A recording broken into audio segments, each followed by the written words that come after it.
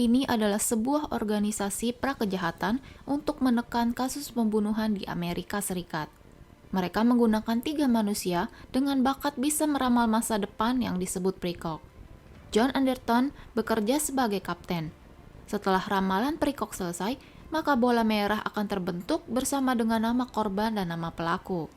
Dan mereka bisa mendapat rekaman visualisasi dari ramalan Precock untuk di-preview.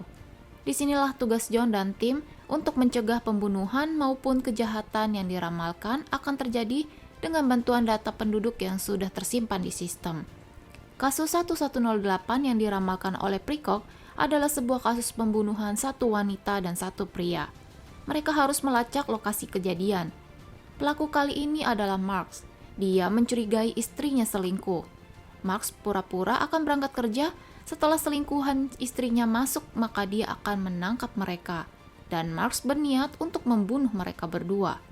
Sampailah John di tempat tujuan. Namun dia tidak tahu di mana rumah Marks.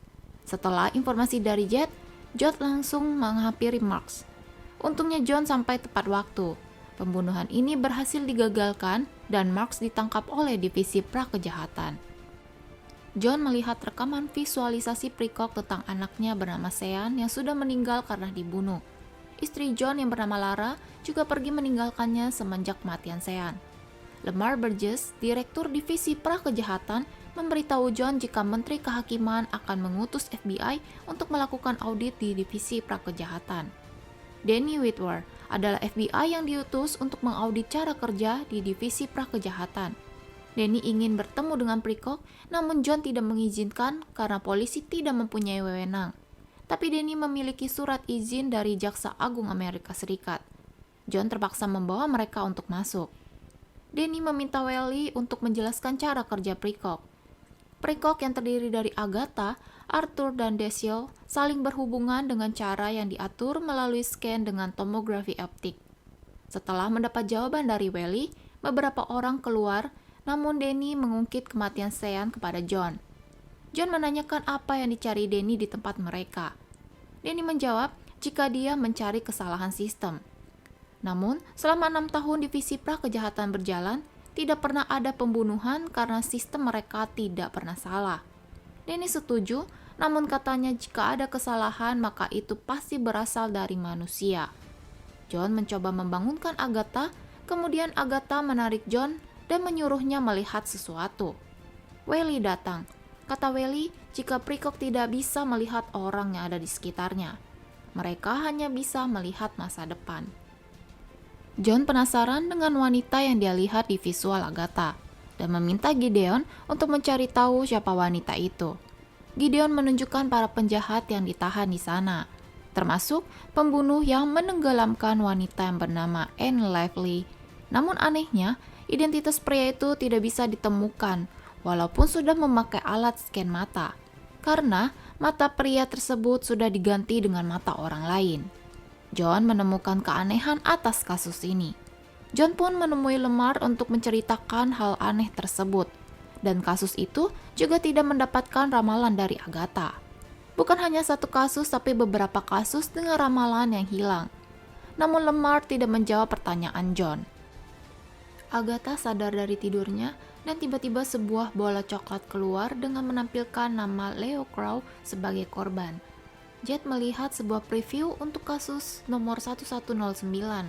Dari ramalan itu menampilkan seorang pria ditembak dan terlempar keluar jendela dari lantai 10. Bola coklat menandakan jika pembunuhan itu direncanakan. John meminta persetujuan Hakim Agung untuk meninjau kasus ini. John mulai memeriksa data Leo dan melihat preview dari Precock. Tiba-tiba dia melihat dirinya sebagai pelaku penembakan Leo. John bingung dan merahasiakan dari Jet. John juga langsung mengambil bola yang berisi nama pelaku. Ketika Jet pergi, John melihat ulang preview itu dan dilihat juga oleh Welly. Welly memberikan waktu 2 menit kepada John untuk pergi sebelum dia menekan alarm. John segera pergi dari sana dan memasang timer sebelum waktu kejadian. Di lift, John bertemu dengan Danny. Danny mengatakan jika John mengonsumsi narkoba dan berusaha untuk menahan John, tapi John bisa melarikan diri. Saat ini orang-orang dari kepolisian sedang mengejar John. John menghubungi Lemar dan memberitahu tentang kasus Leo. John yakin jika dia tidak akan membunuh Leo karena dirinya tidak mengenal siapa Leo. John tidak peduli dan dia tetap mencoba untuk lari. John menjadi buronan dan namanya sudah disiarkan di mana-mana. Tim kepolisian menemukan John, tapi John bersikeras untuk melawan. Danny pun juga mengejar dan ingin menangkap John. Danny berpikir jika John tertimpa mesin, namun ternyata John masih hidup dan dia berhasil keluar menggunakan mobil yang baru saja diproduksi. John menemui Dr. Hinman yang membuat sistem precog. Dia ingin meminta bantuan. John masih tidak percaya jika dia yang akan menjadi seorang pembunuh dan menanyakan apakah ramalan itu bisa dipalsukan. Dr. Hinman mengatakan jika ramalan precog tak pernah salah, karena rantai peristiwa pasti akan menuntun John pada pembunuhan itu. John ingin mencoba untuk menghindari ramalan tersebut. Tapi, sesekali salah satu precog bisa berbeda pendapat. Itulah kata Dr. Hinman. Dengan kata lain, ramalan ketiga precog bisa saja berbeda. Tapi sampai saat ini, tidak pernah ada laporan yang menunjukkan perbedaan ramalan mereka. Kata Dr. Hinman, laporan minoritas ini akan langsung dihancurkan karena organisasi prakejahatan harus berjalan dengan baik tanpa adanya kegagalan yang bisa menyebabkan keraguan pada masyarakat. Intinya, bahwa bisa saja terjadi kehidupan alternatif selain yang diramalkan oleh precog.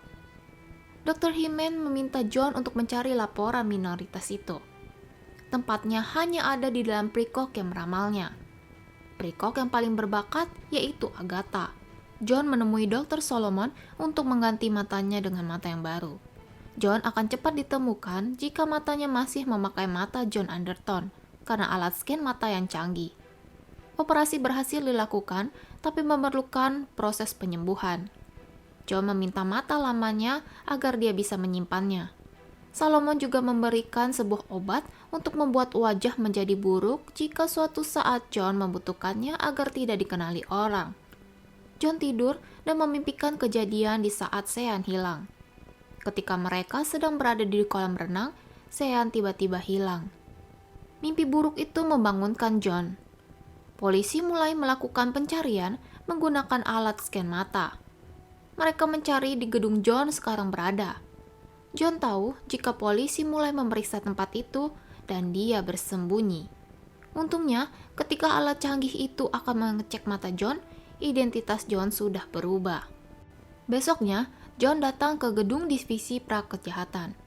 Dia memakai obat yang diberikan oleh Solomon dan membuat bentuk mukanya menjadi buruk. Dia masuk ke ruangan menggunakan scan mata miliknya dahulu. John menemui Agatha. Dengan bantuan Welly, John melihat ulang ramalan itu. Di sisi lain, Danny juga melihat ulang rekaman dari ramalan John. Danny melihat jika Agatha bersama John, dan Danny mengetahui jika John akan menculik Agatha. Danny langsung menuju tempat Agatha dan melihat John di sana. John segera kabur membawa Agatha. Dua peramal yang ada tidak bisa meramal jika tidak ada Agatha. 12 menit sebelum waktu pembunuhan, John sampai di tempat Leo. Dia menemukan nomor kamar Leo. Agatha meminta John untuk pergi, tapi John tidak mau. Dia ingin merubah ramalan itu. Tibalah John di kamar Leo, namun tidak ada siapapun di sana. John melihat banyak foto anak-anak dan ditemukanlah foto Sean. Akhirnya John mengerti mengapa dia membunuh Leo. Ternyata Leo adalah pembunuh Sean. Leo masuk ke kamar. John marah dan langsung menyerang Leo. Leo memprovokasi John dengan menceritakan bagaimana dia membunuh Sean. John menodongkan pistol ke arah Leo. Agatha masih mencoba untuk melarang John dan mengatakan jika John masih bisa memilih.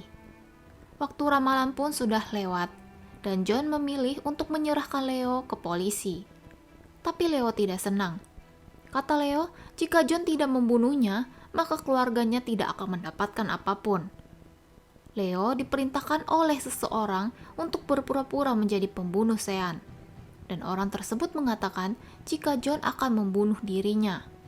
Tapi jika perkataan orang tersebut tidak terjadi, maka keluarga Leo tidak mendapat apapun. Bahkan, foto yang ada di atas kasur semuanya adalah palsu. Leo memaksakan diri dan menembak dirinya sendiri dengan pistol yang dipegang oleh John. Danny datang ke TKP dan melihat foto-foto itu. Danny curiga karena tidak mungkin pembunuh akan meninggalkan barang bukti agar gampang ditemukan oleh orang lain. Danny tahu jika pembunuhan ini sudah diatur. Lalu Danny meminta Lemar untuk bertemu di tempat John. Danny membahas pembunuhan Anne Lively. Walaupun mereka melihat rekaman ramalan pembunuhan Anne, Danny menduga pembunuh asli Anne sedang berkeliaran dan bisa saja pembunuh itu menyewa orang lain seperti tunawisma agar identitas asli pembunuh tidak diketahui dan ramalan Precock benar terjadi. Praduga lainnya, ramalan dari Agatha pasti sudah dihapus oleh seseorang dan tentu saja yang bisa menghapusnya adalah orang yang bisa mengakses ramalan dan berada di posisi tinggi. Karena merasa identitasnya sudah diketahui Danny, Lemar pun membunuh Danny dan menuduh John sebagai pelakunya. John dan Agatha pergi ke tempat Lara. Lara memberitahu Lemar jika John pergi ke tempatnya, dan Lemar meminta Lara untuk menahan John. John menceritakan soal Leo yang tidak membunuh Sean, dan hanya menjebak John agar membunuh Leo. John pun sadar jika dia sedang dijebak karena dalam ramalan, Lemar pasti melihat John terlibat dan mengetahui tentang Anne. Tidak berapa lama, pasukan Lemar pun datang menangkap John. Agatha dikembalikan ke kolam dan John dimasukkan ke kapsul penjara. Lara mendatangi Lemar dan menanyakan siapa Anne Lively. Lara menceritakan apa yang John ceritakan padanya, jika John hanya dijebak karena mengenal Anne. Tapi Lemar menjawab tidak tahu tentang Anne. Lara mengingatkan kembali jika John bekerja dengan Lemar karena dia ingin mencegah hal serupa. John tidak mau jika kejadian Sean terjadi pada orang lain. Lemar berusaha menenangkan hati Lara dengan berjanji akan meminta Gideon memeriksa data dan mencari pembunuh yang menenggelamkan Anne Lively. Lara kaget karena dia tidak pernah menyebutkan jika Anne ditenggelamkan. Karena Lemar akan segera menghadiri konferensi pers, maka dia tidak sempat membela diri. Lara mendatangi penjara untuk menemui John. Pada saat konferensi pers, John menghubungi Lemar. John mengungkapkan kejahatan Lemar. Anne Lively adalah ibu dari Agatha. Anne menginginkan anaknya kembali, namun Lemar tahu jika Agatha adalah Precock terkuat di antara lainnya. Tidak ada Agatha, maka Precock tidak akan berjalan. Di sisi lain, Lara meminta bantuan Jet. Jet menampilkan rekaman Anne di layar konferensi pers. Lemar tidak bisa membunuh Anne tanpa dilihat Precock. Jawabannya, karena Lemar memegang kendali sistem, maka dia bisa menghapus rekaman itu. Lemar menyewa seorang sebagai pembunuh. Tapi karena sudah diramal oleh Precock, maka tim divisi prakejahatan akan tiba di sana dan langsung menangkap orang yang disewa oleh Lemar. Lalu, Lemar datang berganti pakaian, kemudian membunuh Anne. Dan Anne Lively menjadi orang hilang. Tiba-tiba, bola merah tercetak dengan korban bernama John Anderton dan nama pelaku adalah Lemar Burgess. Lemar bertemu dengan John. Jika Lemar tidak membunuh John, maka Precock dianggap salah dan divisi prakejahatan akan berakhir. Jika Lemar membunuh John, maka Lemar akan ditangkap, tapi Precock benar. Lemar sudah pada keputusannya. Dia menembaki dirinya sendiri. Pada tahun ini juga, divisi prakejahatan yang sudah berjalan 6 tahun pun dihentikan. Semua tahanan dibebaskan, tapi polisi tetap akan mengawasi mereka. Dan ketiga Precock dipindahkan ke lokasi rahasia sebagai tempat mereka agar bisa hidup dengan tenang.